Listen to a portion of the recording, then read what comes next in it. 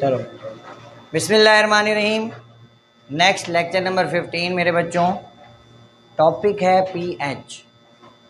PH इंतहाई important topic है practical work के लिहाज से, समझने के लिहाज से। इंशाल्लाह इसके बारे में मुझे अच्छी तरह याद है, मेरे पास जो 9th का सेशन था, मतलब आपका अब तो कंबाइन हुए ना, मैं उनको लेकर भी गया था और ये पीएच वाला वर्क मैंने करवाया था उनसे। आपको भी इंशाल्लाह लेकर जाऊंगा। इस वीक में टाइम मिला तो इस वीक में या फिर नेक्स्ट वीक में इस पर हम लोग करेंगे एक्सपेरिमेंट। तो पीएच की मदद से ये कितनी बेहतरीन इजाद है। इसकी मदद से आप पेपर एक होता है उसको डुबो कर आप बता सकते हैं कि ये चीज़ जो जिसके अंदर वो डबो रहे हैं वो एसिडिक है, वो बेसिक है या वो न्यूट्रल है। ये इतनी बेहतरीन इजाद है। इसके बारे में मैं एक और भी चीज़ बताऊंगा एंड पे। एक एक्सपेरिमेंट हमारे एक सीनियर ने किया। वो चाह रहा था कि जैसे एक पेपर से पीएच पता चल जाती है ना, इसी तरह एक पेपर से पानी का पता चल जाए कि पानी प्योर है या इम्प्योर। उस पर वो एक्सपेरिमेंट कर रहे थे। 2018 पर हमारे पास आए थे। अब वो मेरे ख्याल में जर्मनी में कर रहे हैं वो वर्क। अल्लाह करे ऐसा कोई चीज़ निकल जाए तो बड़ी अच्छी आसानी हो जाएगी। पीएच की डेफिनेशन है बच्चों, the negative logarithm of hydrogen ion concentration is called pH. Negative log of hydrogen ion concentration. पानी हाइड्रोजन आयन यानी शर्त है इसके लिए। तो हाइड्रोजन आयन की कंसंट्रेशन हम लोग नॉर्मली पानी में देखेंगे। पानी की आपने प्रूव करना है, पानी की पीएच 7 है। अब इसी को मैंने मैथमेटिकली लिखा है, पीएच बराबर है negative log of hydrogen ion concentration. ये कंसंट्रेशन का साइन है ना, स्क्वायर ब्रैकेट। इसका यूनिट क्या होता है? मोल पर डेसिमीटर क्यूब। शाबाश। अब इसी को मैंने, आप ये कहो कि इसी को मैंने डिफाइन ऐसे किया, इसी को यही तो लिखा है, negative log of hydrogen ion concentration is called pH. इसमें जो स्मॉल पी है इसका मतलब है ये नेगेटिव साइन। ये अलहदा से क्वेश्चन है कि ये पी किसको रिप्रेजेंट करता है? -1 को करता है। आप -1 भी लिख सकते हैं, आप सिंपल नेगेटिव भी लिख सकते हैं, क्योंकि जिसके साथ कुछ नहीं है उसके साथ 1 होता है। और एच से मीन है, कैपिटल एच लिखना है, पी स्मॉल लिखना है, एच कैपिटल लिखना है। पी एच का ये है, देखो मैंने पी नीचे लिखा हुआ है, एच बड़ा लिखा हुआ। तो एच का मतलब होता है कंसंट्रेशन ऑफ हाइड्रोजन आयन। जिस सॉल्यूशन में हम पढ़ रहे हैं उसमें उसकी कंसंट्रेशन। अब इसकी रेंज है 0 से 14। अगर शॉर्ट क्वेश्चन आएगा तो यहाँ से लेकर यहाँ तक लिखना है शॉर्ट क्वेश्चन, कि इसकी रेंज 0 से 14। ये भी लिख दें अगर आपकी राइटिंग स्पीड अच्छी है तो बहुत अच्छा है, कि 0 से लेकर 7 को छोड़ दें, बल्कि इसको 6 कहें, क्योंकि 7 पर तो न्यूट्रल होगा। 0 से लेकर 6 तक एसिडिक, 7 न्यूट्रल और 8 से 14 जो है वो बेसिक हो। आगे पीएच पेपर मज़ीद तरक्की हुई तो वो कलर शो करता है, और हम लोग कलर, हमारे पास एक पीएच स्ट्रिप होती है, जब मैं दिखाऊंगा ना आपको बहुत अच्छा समझ आएगा। उस वक्त भी इस पर एक और वीडियो बना लेंगे प्रैक्टिकली। तो 0 से 6 एसिडिक, 7 न्यूट्रल, 8 से 14 बेसिक। 7 न्यूट्रल है, पानी 7 होना चाहिए, न्यूट्रल होना चाहिए, लेकिन नहीं होता न्यूट्रल। ये तो प्योर कंडीशन है ना, आइडियल कंडीशन है कि 7 हो, लेकिन नहीं होता। पानी ज़रा स्लाइटली या तो एसिडिक होगा या स्लाइटली बेसिक होगा, चाहे आपका इस फिल्टर पावर प्लांट का ही पानी क्यों नहीं। जो हमारी टूटियों में आता है फिल्टर पावर प्लांट ही आता है ना ऊपर, तो मैंने उसको ऑब्ज़र्व किया था तो मुझे याद है कि वो बेसिक था, यानी उसकी पीएच 7 से ज़्यादा थी। अच्छा, ये जो बारिश होती है मेरे बच्चों, रेन वाटर, ये क्या होता है? न्यूट्रल। न्यूट्रल होता है, एसिडिक होता है, बेसिक होता है? एसिडिक होता है। Exact answer. क्यों एसिडिक होता है? पोल्यूशन से एसिडिक और बेसिक का कोई काम नहीं। हवा में मौजूद है कार्बन डाइऑक्साइड। जब कार्बन डाइऑक्साइड पानी से मिलेगी तो क्या बनेगा? Carbonic acid. वीक एसिड है, उसकी पीएच होती है तकरीबन 6। और जो एसिडिक रेन वाटर होती है उसकी पीएच 5 से कम होती है, यानी 5 से कम पीएच वाले पानी में नहाना नहीं, वो नुकसानदेह होती है।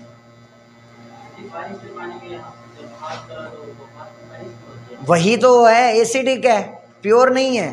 एसिडिक होने की वजह से तो खारिश हो रही है आपको। अच्छा जी, एक शॉर्ट क्वेश्चन और आता है इसमें, व्हाट इज ऑटो आयोनाइजेशन या self ionization. Water is a weak electrolyte, आपने 9th क्लास में पढ़ा था। वीक इलेक्ट्रोलाइट वो होते हैं जो थोड़े आयंस बनाते हैं।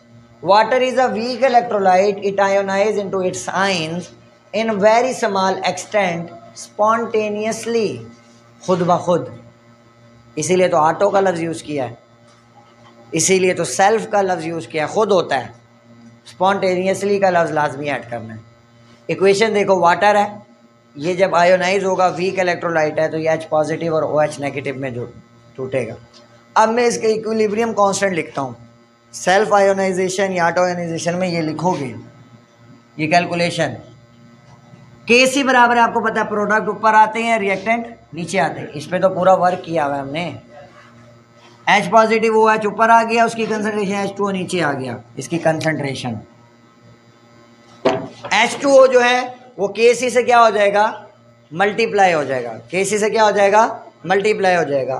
क्योंकि पानी बिल्कुल थोड़ा सा आयोनाइज होता है तो हम कंसीडर करते हैं कि इसकी जो कंसंट्रेशन है वो कांस्टेंट है। क्या है, बहुत थोड़ा होता है, यानी 0.000 समथिंग होता है जो इसकी आयोनाइजेशन होती है। तो जब Kc को वाटर से मल्टीप्लाई करूंगा तो वो बन जाएगा KW। KW कहलाता है ionic product of water, ionic product of water. पानी का आयोनिक इक्विलिब्रियम कांस्टेंट है KW, equilibrium constant for water, ionic product of water. KW बराबर हो जाएगा H पॉजिटिव और OH के कंसंट। देखो एक पानी टूटेगा, एक पानी हमारे पास है H2O, एक पानी का मालिक्यूल, तो ये टूटता है तो कितने H और OH बनाएगा, एक H और एक OH ही बनाएगा ना।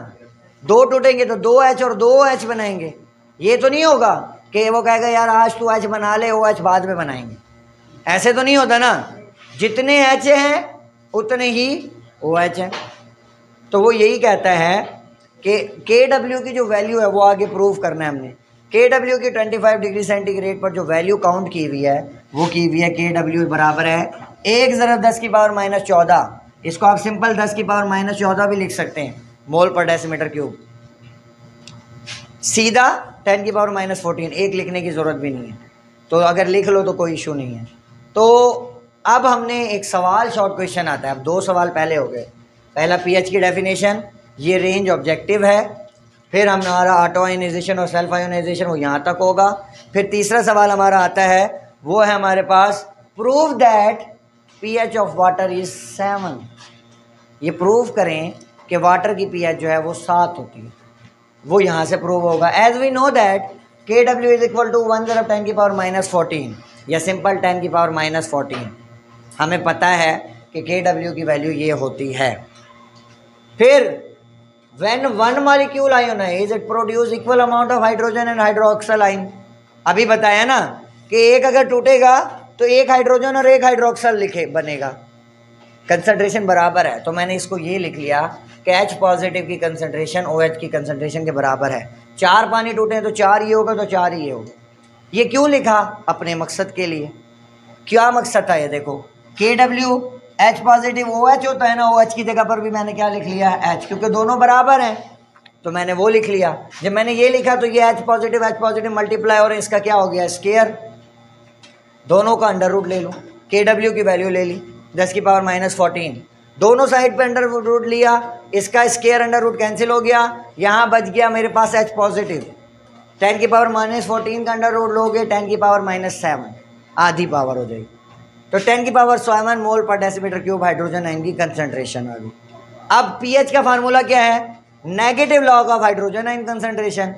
आपने नेगेटिव लॉग हाइड्रोजन आयन की कंसंट्रेशन कितनी निकाली, अभी हमने 10⁻7 -7 पुट करो, -7 उधर जाकर माइनस के साथ मल्टीप्लाई हो जाएगा, माइनस माइनस प्लस, 7 प्लस का हो जाएगा। लॉग 10 किसके बराबर होता है, 1 के। तो 7 को जब 1 से मल्टीप्लाई करोगे आंसर क्या आ गया, प्रूव हो गया कि pH जो है वो कितनी है पानी की, 7।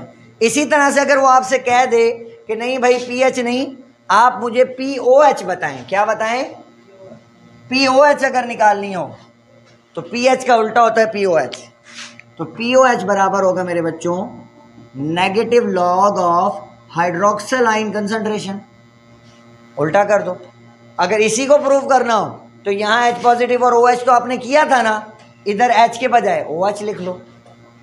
वाटर की pH भी 47 है और POH भी 7 है। सो क्यों pH प्लस POH ये मेरे बच्चों बराबर होता है 14 के। ये फार्मूला हमेशा याद रखना, वो आप अब न्यूमेरिकल जब करेंगे ना वहाँ ये क्लियर होगा कि वो पूछेगा आपसे KOH है, फॉर एग्जांपल वो कहेगा KOH की कंसंट्रेशन है 10⁻², बताएं उसकी pH कितनी है। उसकी pH कैसे मालूम करोगे, है तो OH, इसके पास तो H है ही नहीं। ये थोड़ी है, ये तो ऐसे टूटेगा K और OH, ऐसे थोड़ी टूटेगा खाली H। K पॉजिटिव और OH नेगेटिव ऐसे टूटेगा, इसके पास तो H है ही नहीं, तो मैं कैसे negative log of hydrogen ion लूँ। फिर आप क्या करोगे, आप लोगे negative log of hydroxyl ion. OH की कंसंट्रेशन पे ये लिख लोगे, आंसर फॉर एग्जांपल इसका आ जाएगा 2। POH किसके बराबर आ जाएगी, 2 के। कैसे 2 आएगी, 10⁻² है ना, -2 पीछे जाकर माइनस से मल्टीप्लाई होगा, माइनस माइनस +2 हो जाएगा, log 10 1 के बराबर है। POH बराबर हो जाएगा 2 के।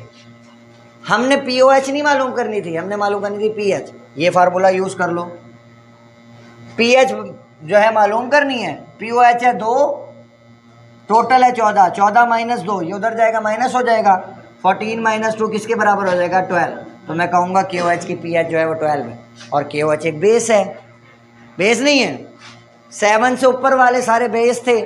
और एक चीज़ जो सबसे इम्पॉर्टेंट याद रखना, 7 से जितना दूर होते जाएंगे, चाहे पीछे दूर हो रहे हैं चाहे आगे दूर हो रहे हैं, यानी 8 9 10 11 12 13 14 तक जा रहे हैं, इधर से 1 0 तक आ रहे हैं, जितना दूर होते जाएंगे उतना कैरेक्टर बढ़ता जाएगा।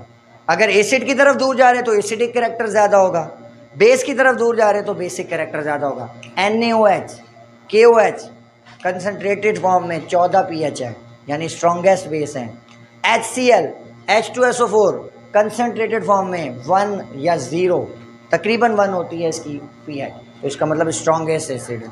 तो अगर मैं आपको कहूँ कि एक एसिड जो है उसकी pH है 4 और एक एसिड है उसकी pH है 1, तो कौन सा ज़्यादा स्ट्रॉन्ग है, 1 वाला। और 3 और 4 में क्योंकि नेगेटिव लॉग लिया हुआ है, अगर किसी एसिड की pH 1 है और दूसरे की 2 है तो एक वाला 2 से 10 गुना ज़्यादा है, 1 टाइम नहीं 10 टाइम, और 1 वाला 3 से 100 टाइम, 1 वाला 4 से 1000 टाइम, यानी 10 10 10 10 मल्टीप्लाई होता जाएगा। तो ये आपका टॉपिक है, कल आपने इसको याद करना है।